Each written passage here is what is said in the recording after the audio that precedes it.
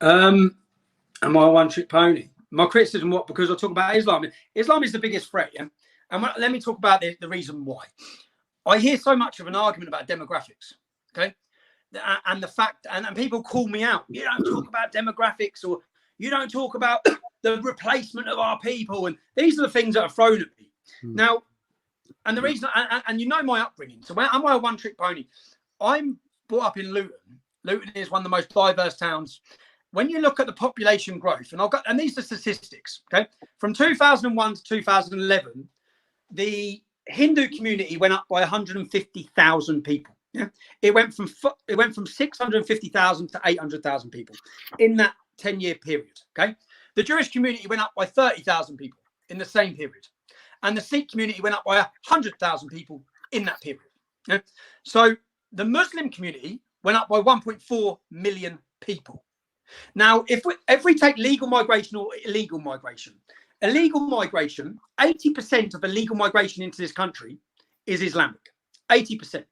So when I talk about the problem for our country or the replacement of our people, if you look at European statistics, there's 25 million Muslims in Europe now. In 10 years' time, if migration is stopped, the population will go up by 10 million. If it's not stopped and it's allowed to accelerate at the same rate, that will go from 25 million to 75 million. This is Islamic, okay? So when I say am I a one-trick pony, the biggest threat to our country, and if you want to talk about the replacement of our people, is not by the Hindus, it's not by the Sikhs. They're healthy, growing communities at a normal rate, okay? The birth rate, the demographical change, and the replacement, which comes into it, of British people and the towns. When you see your town change, wow, look what's happened here. For example, look at Manchester. Manchester's Muslim community from 2001 to 2011 went from 50,000 to 100,000. It doubled. In just a 6-year period from 2011 to 2017, we saw a 2% total increase. A 2% Muslim population went from 4.1% to 6%. Literally in a 6-year period. So when people say, am I a one-trick pony? You don't talk about, no, I don't talk about the Sikhs. Do you know why I don't talk about the Sikhs and the problems with the Sikhs? It's because they're the biggest house owners, the biggest business owners, the biggest contributors to the economy. Okay. The most patriotic immigration group we have in our country, a total blessing to our nation. Okay.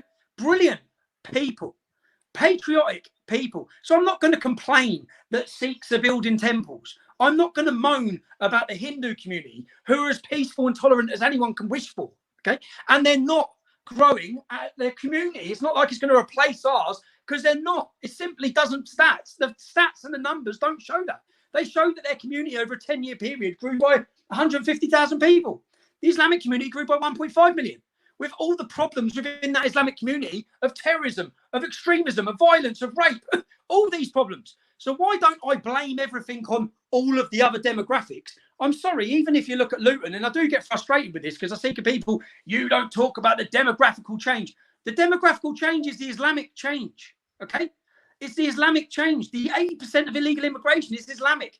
The massive overflow is coming from the Islamic community. The change of your town and city is not coming from your average Jamaican that come here 30 years ago, okay? They're not off. It's just not. The black community in Luton, in the census from 2013, the predicted growth forecast by 2030, the West Indian community was going to increase by 1.3%, the white community by 1.2%, the Bangladeshi and Pakistani community by 75%. Am I a one-trick pony? It's the one thing we need to talk about. It's the one issue that's affecting this country.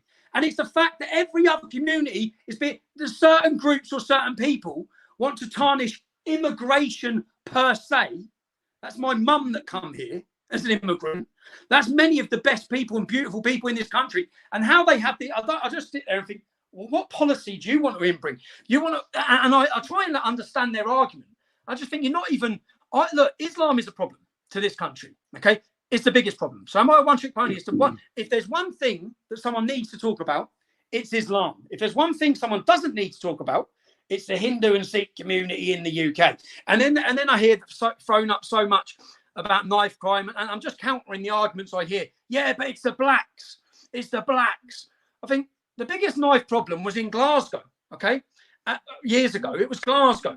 And that comes from poverty.